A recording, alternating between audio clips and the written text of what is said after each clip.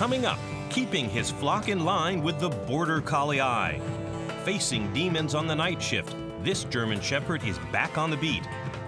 And this lucky dog learns to surf with dolphins.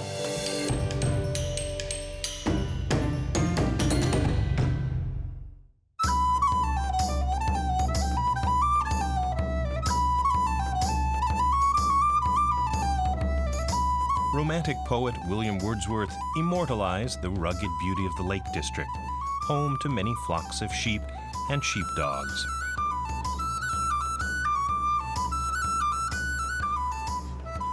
Derek Scrimger knows sheepdogs. He works with them all day, every day, and on his days off he enters them in sheep trials. Derek has never known a dog quite like Ben. The thing that makes Ben fairly unique is that his honesty. He's absolutely honest and trustworthy in every way. When you do your work on the farm with him, he tries his heart out to please you and do his work, and he's got a lot of courage and stamina and intelligence. Everything really that I want in a dog. Ben's won 3 major sheep trials, but he's never qualified for the English team. Next month's trial could be 7-year-old Ben's last chance to qualify for the National Sheepdog Championship. As he's got older, especially this year, he's developed a sore shoulder. And I took him to the vet and they found he's got arthritis in his left shoulder. And that's a disaster because he won't be able to do the rest of his work in the farm. It's definitely the last year for work in the fells.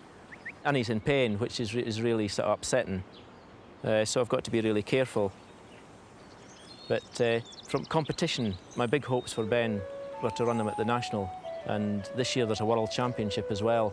And Ben should have been at his best. This could be the last year for competitions. Because one thing is, I won't be able to train him as hard as I normally would for a competition. So I'm going to have to lay off him a little bit and just rely on his natural ability and to use his brains. Okay, Ben, you have a sore shoulder, have you? Is that sore? Does that hurt? Eh? You've been working hard.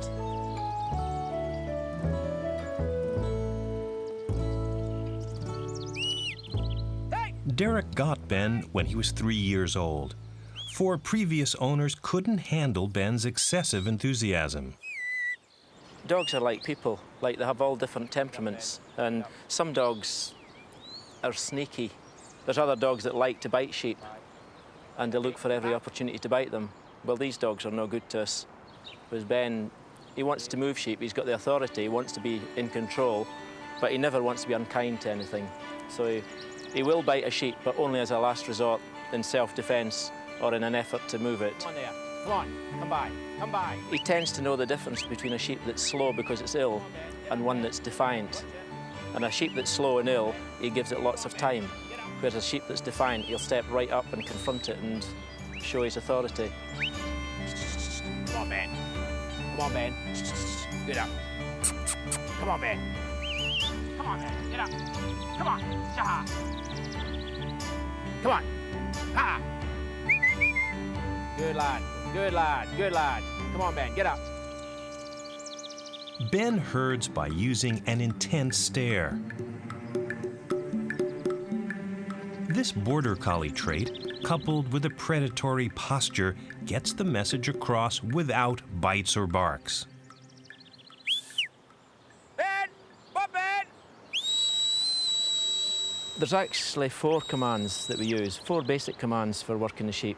The first one is go left, which is the traditional command for that is come by.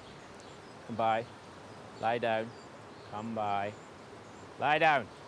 The other one is go to the right. The traditional command for that is away. Keep away, lie down. Keep away, lie down. To move straight onto the sheep is walk on or get up, and that'll do to call them back off the sheep. I'll do, Ben! I'll do, Ben! You've got to be careful in the way that you give the dog the commands. If you give the commands in a harsh, quick way, that's the type of movement you'll get from the dog. But if you give the command in a nice, gentle way, then the dog learns to associate that with a nice move. So what you ask for is what you get. Good, good, good lad. That's the stuff. Steady now. Lie down. Lie down, that'll do. Now lie down, that'll do. That'll do.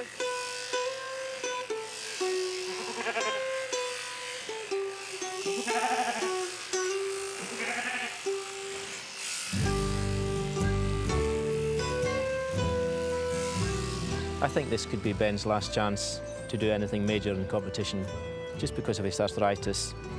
I think the shoulder could affect him, and if he gets difficult sheep, no matter how good the handling dog is, you know, they don't have a chance.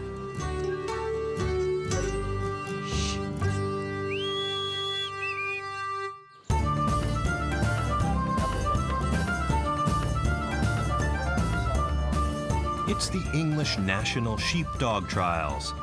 There are 150 contenders, but only 15 dogs will be winners. Will Ben be among them? Well, I'm feeling a little bit nervous just now. I've already watched some big names fall by the wayside, and Ben's a dog that gets nervous. If he realises I'm nervous, he gets nervous, so I've shut him away in the car. Before I go to get him out, I have to get myself under control and get a clear head, a clear brain, so I don't sort of pass it on to Ben when I take him out. With planes in her day-to-day work. But there we go. Number 30 next in the programme. Derek Scrimgeour. Derek Scrimgeour with his 7-year-old Ben. One of the things that worries me today is Ben. He's been drawn in the middle of the day, and it's a warm day, and it could affect his stamina. Come by. Good lad. Ben, lie down. Good boy. Come on, Ben.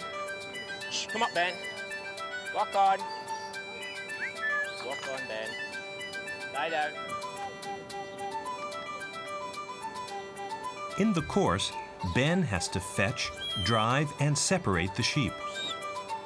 Come in here, Ben. I'll do this. Watch it. Good lass. Good. Lie down.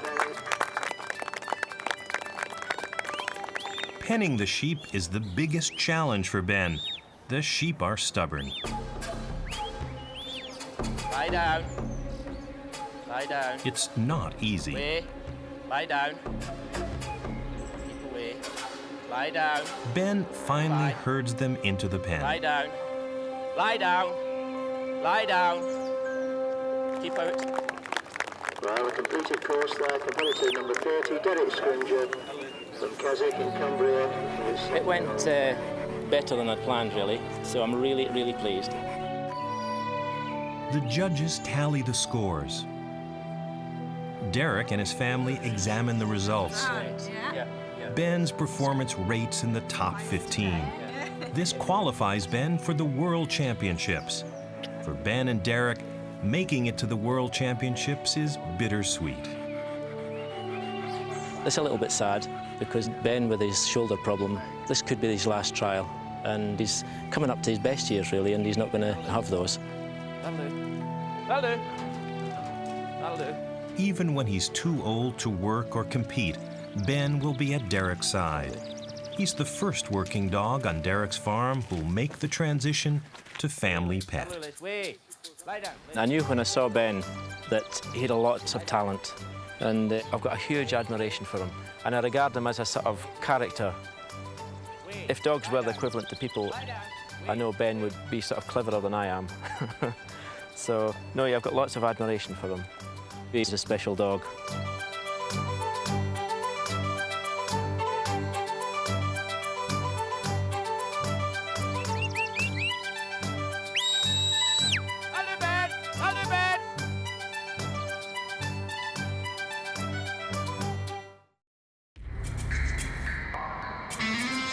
South Seattle Police and Fire 19. Yeah, I need the police. Frank Sector, family disturbance with a gun and a knife involved. Any other Frank in A year and a half ago, Officer Mike Meter and Jonah responded to a routine call. He's got a blue jacket on.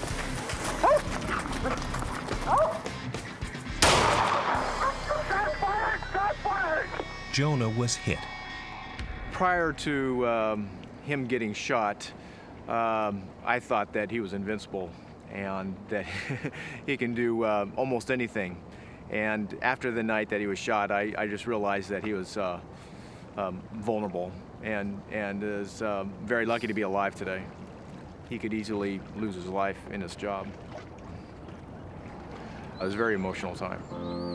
After the shooting, Jonah and Mike needed some time to recuperate. A dog that I grew up with, or he grew up with me, raised him and trained him, and shortly after entering canine service, I was going to lose this dog to a gunshot wound.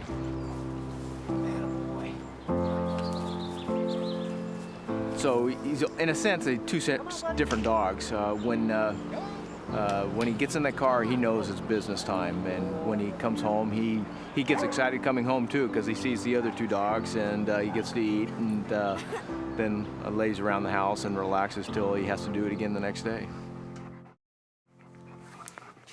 As members of the Seattle Police Department's canine unit, the night of the shooting haunts Jonah and Mike every time they go to work. I'm just more protective of him, just a little bit more cautious of what I use him for. I rely on him, and he relies on me to watch each other's back, so to speak. At the station, Jonah meets up with his canine colleagues. German Shepherds make excellent police dogs because they're strong, smart, and highly trainable. Every shift starts with obedience training. John Emmerich is Jonah's evening supervisor. The dog's attitude, he's got a wonderful personality, he's got high drive for the work, he's good with kids and people, family. Mike reflects on Jonah's behavior since he was shot. I think he changed and became a lot more excitable. Not that we really need it. He barks a lot, barks at everything, almost doesn't shut up, and that's what he's known for, just always talking, barking at everybody. His supervisor agrees. Jonah's a very high-strung dog, high-energy dog, and he's got a wonderful attitude unless you're a bad guy. You don't want to be on the tail end of Jonah. Police dogs train constantly. In this tracking exercise, Jonah has to locate a hiding suspect. Seattle Police Department! West Billy, be searched by a police dog! You have 1 minute to come out and identify yourself!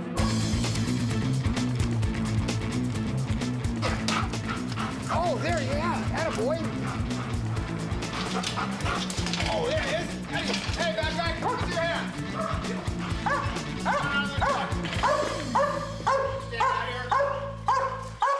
Training prepares the dogs for challenges they'll meet on the street. Like a fleeing suspect. Attaboy. Attaboy, take him, Jonah. But nothing could have prepared Jonah for that fateful night. Well, on the night of the incident, it was Jonah and Mai's Friday night. We were working in West Seattle when a report of a domestic disturbance came out over radio. So we headed over in the hopes of maybe having a suspect fleeing on foot. When we arrived on the scene, the suspect ran in front of our car and into the construction site. Pulled Jonah out of the car and yelled at the suspect to stop or I'll send my dog. Jonah ran into the construction site with myself and another officer behind him. Suspect stopped and turned around and indicated that he was giving up. I ordered Jonah in a down position in front of the suspect and Jonah complied. We ordered the suspect to the ground. Instead of going to the ground, he reached into his pocket, pulled out a gun, and began to fire at us. And Jonah was hit in the head. I can remember him yelping, and I lost sight of him afterwards.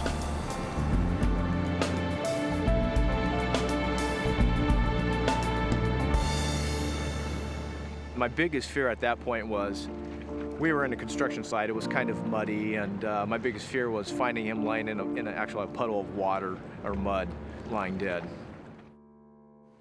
Dr. Don Canfield, the Canine Center vet, explains Jonah's injury. He's a good boy. This is where his staples were, right along in here, where the scar is. So the bullet penetrated here, hitting the skull, glancing off the skull, and exiting the skull right here. As you can appreciate, a few millimeters this way, he would have lost his eye. If the bullet had been 3 or 4 millimeters back or down, the bullet would have impacted into his skull and killed him. The fact that the bullet traversed these vital areas and bounced out was truly miraculous. When I first saw him, I was relieved, and then I saw this gaping wound over his head, and then just the fear came right back. Oh no, he's got a head wound. Those are the worst. Even after 6 weeks of recovery, no one knew if Jonah would be able to work again. He had to be tested to see if the accident had made him gun-shy. A police dog afraid of gunfire can no longer work as a police dog. Jonah responded with his usual excited barking. He was fine. The reason that this didn't frighten Jonah is he's been exposed to gunfire in his early life and during his training. He's used to this. It's part of his job, part of his work environment. Jonah and Mike finally got the official okay to go back to work. Despite the trauma of the shooting, they're back on the beat. How close was Jonah going to be? Jonah and I do have a special bond. I raised him with my family along with a couple other dogs. And it's just that the devotion that we spend time with each other and spend taking care of him, and he in his own mind thinks that he takes care of me.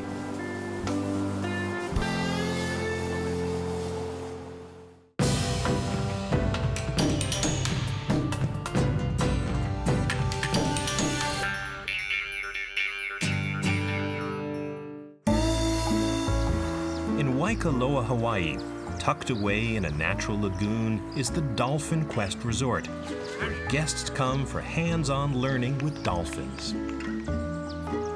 Kobe is one of the resort's star employees. He loves the dolphins and recently started performing with a new partner, Kaloe. They need more practice to be ready for tomorrow's demo. Kobe's owner is Andrew Scullion. Dolphin Quest is a marine mammal learning center. Here's a little anatomy lesson, okay? You guys see that little dot? At Dolphin Quest, children, adults, and school groups learn about dolphins through interactive programs. Kobe's favorite job may be performing with the dolphins, but he also carries gear and helps feed them. Every chance he gets, he tries to sneak into the water to play with them. He'll only be allowed to later as a reward for helping with the animal training adventure. The activity introduces people to the basics of animal training. All training is reward-based. Kobe knows that if he listens and responds to the guests' commands, he'll get to play with the dolphins. Is he a good boy?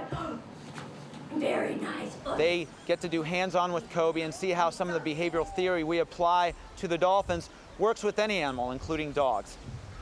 We brought him outside just for fun to see how the dolphins as well as Kobe would react, and he seemed to have a knack with them. He was very gentle with the dolphins, and the dolphins seemed very gentle with him.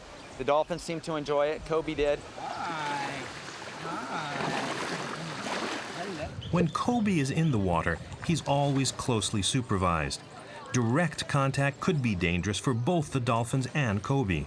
The dolphins, just like any animal, they have minds of their own and they're unpredictable. So when we do go out there, there's a tinge of danger involved. You have a 400 to 500 pound animal with Kobe only weighing 65 pounds. Not only that, Kobe has sharp claws. The animal's skin is very, very sensitive and smooth. We don't want the claws to get near the dolphin or the dolphin's tails to get near Kobe. Safety is our top priority for all the animals. Kobe is learning to let a dolphin push him on a surfboard. He practices with Andrew first. Tomorrow, he'll demonstrate it for the guests.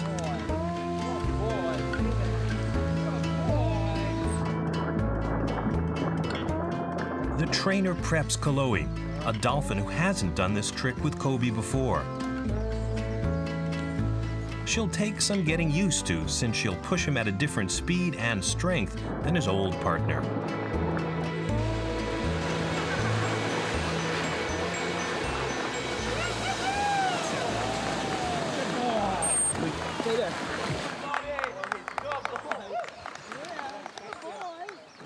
We need to work on his surfboard ride a little bit, get his balance a little bit more, and a little bit more control on his part on the board.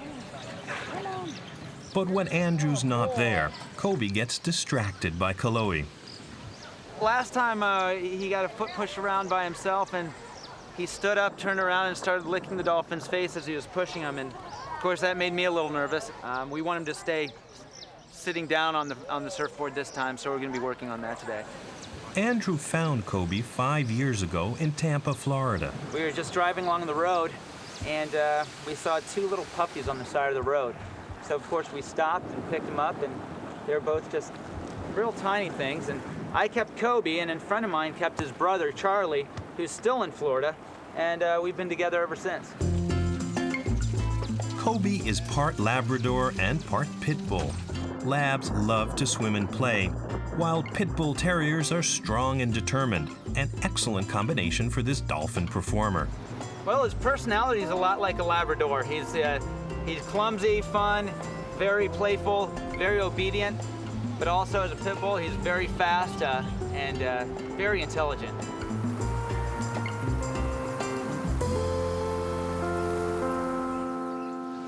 Today is Kobe's surfboarding demo. Actually, Stephanie, have to go a little bit shallower. When Chloe pushes him, he has to keep his balance and face forward.